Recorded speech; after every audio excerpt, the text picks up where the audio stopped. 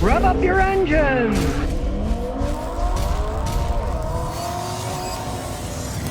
William K. says, my old Ford Tacoma won't fill up. The gas pump shuts out every couple of seconds. How do I fix it? They have to vent. And if they don't vent, then all that pressure of you're filling with gas and the air rushing out hits the nozzle and turns the valve off. You probably need a new EVAP vent valve. The EVAP canister has a vent valve. When you're filling it up, it's supposed to vent so the pressure doesn't come back out and knock it off, right? But also, and check this, look around where you fill it up inside that hole, and you see there's vent holes. One vent hole goes to a hose that goes to the EVAP canister vent valve. Believe it or not, and I made videos on this, there are some spiders that are attracted to the smell of gasoline because something about gasoline smell in this particular species of spiders, they'll make a nest in there. If you see a spider nest in there, clean it out. Get a wire coat hanger, ram it in there. If there's mud or dirt stuck in it, the little spiders make a nest, and you want to get them out so then the air will flow and it'll fill up. 3MR says, Scotty, is the new Chevrolet Silverado trucks any good because I'm planning to buy them when I get my driving license? No, they aren't. A lot of them are terrible. A lot of them are made in Mexico. Parts are garbage. They fall apart. I had a guy bring me a 99 the other day. It was marvelous. Still ran like a top. But those were made in the United States. They were well made. GM makes their stuff cheaper and cheaper. You want a truck like that, get an F-150. Don't get a Silverado. And believe me, you'll be happy with what I'm telling you. I know a guy who runs an AC company. He drives HD 2500 GMC. He does a lot of AC work, right? But he paid 140 grand for it loaded because he's pulling a lot of weight, right? Before he bought his 2500, and this is the second one he's buying because he wants to get a fleet of them.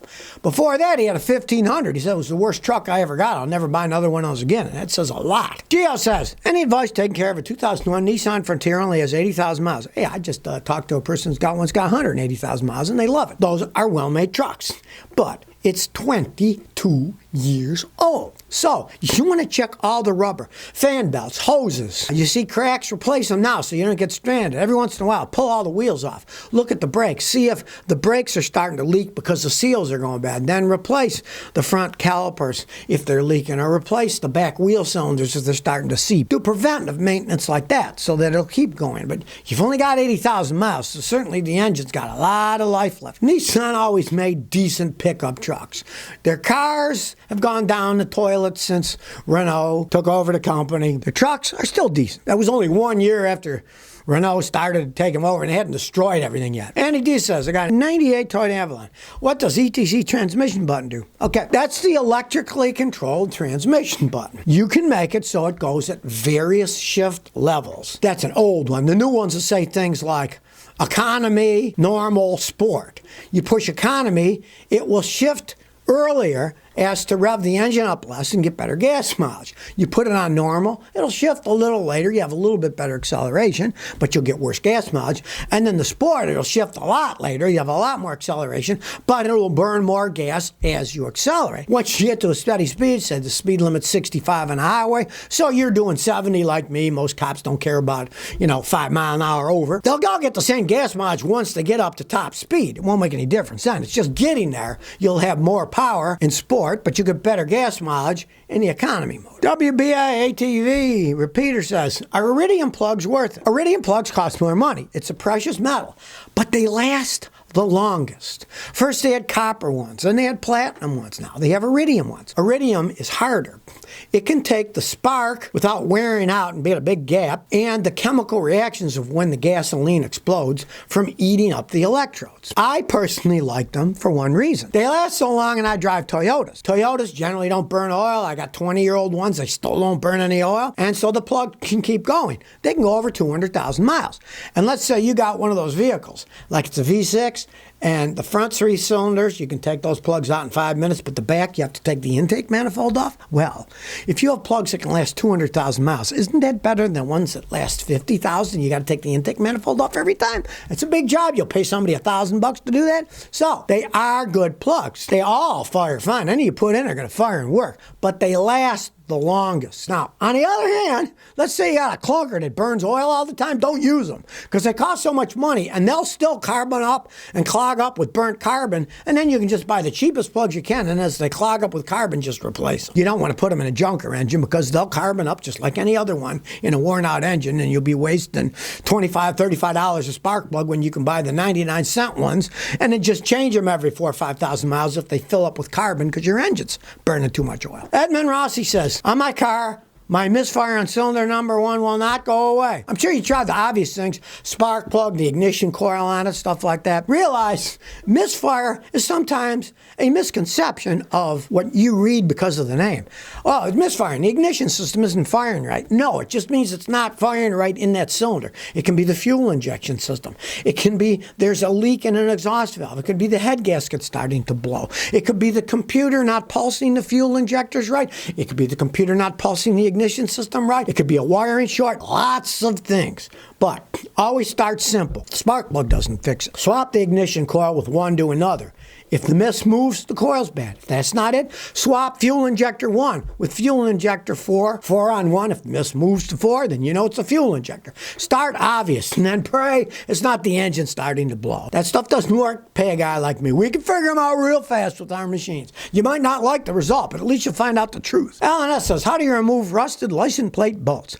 That's a good one. You're probably up north. Depends on how rusted they are and what you got. If you have actual bolts with bolt heads, that's pretty easy because there's a million sets out there of bolt extractor sockets. And you find the one, go to any auto parts store, you find the one that fits over there the tightest, and then when you turn it with your ratchet, as you turn it, the teeth dig in and pull it up. Now let's say it's a Phillips head screwdriver head and it's kind of stripped up. Get any kind of little grinder. Grind all the way across that Phillips. So now it's one long flat screwdriver. Then get a big flat screwdriver and hit it. If it doesn't start, get a chisel and hit the inside of the flat and start to break it loose.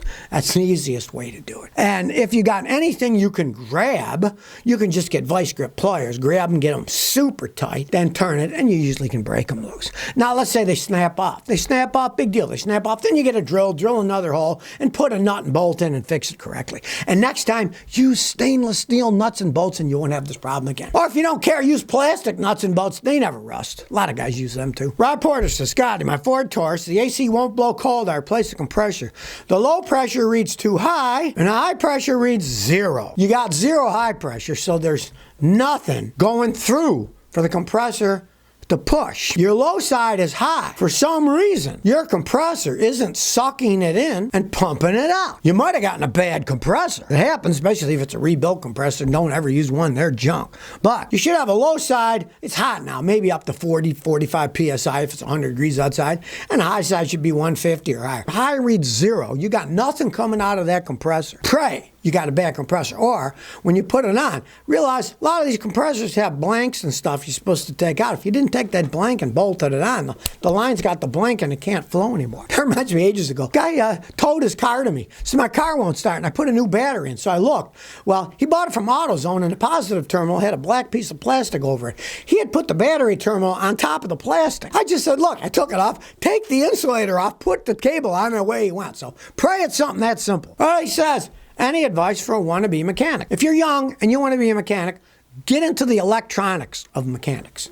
Now, whether or not we go full into electric cars and trucks, who knows? But all modern vehicles are so run by computers and electronics. That's where the money is. A guy's got a brain who can work on electricity will make a lot of money on any type of vehicle that's out there because they're all electronically controlled. They're getting even more electronic controls on it. And if you understand that stuff, you got a big leg up on most people. First of all, most people aren't good with their hands. They can't fix things anyways. And then when you get into electricity, people that can't fix things with their hands, they got a double curse there. Now they got to fix something they can't see with their eyes. You can't see electricity. You got to use gauges and use your mind to analyze it. So if you got the brains to do it, get into electronics in vehicles.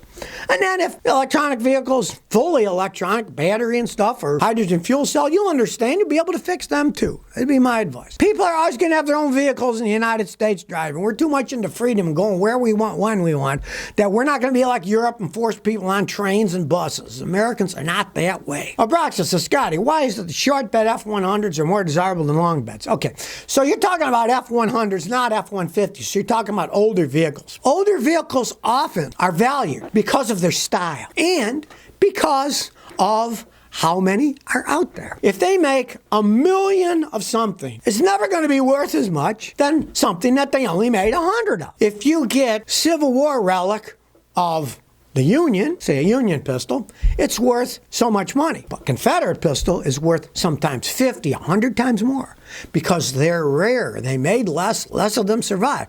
And they made a lot less short bed F100s back in the day because guys saw them as a work truck. They didn't want a short bed, they wanted a long bed. So if you can find a short bed, it's a rare thing. And people like the style, the way they look. Really old truck. You're not going to be pulling tons and tons of stuff with a really old truck. It's more for show. So that's why they're more desirable, really. They're rare. So if you never want to miss another one of my new car repair videos, remember to ring that bell.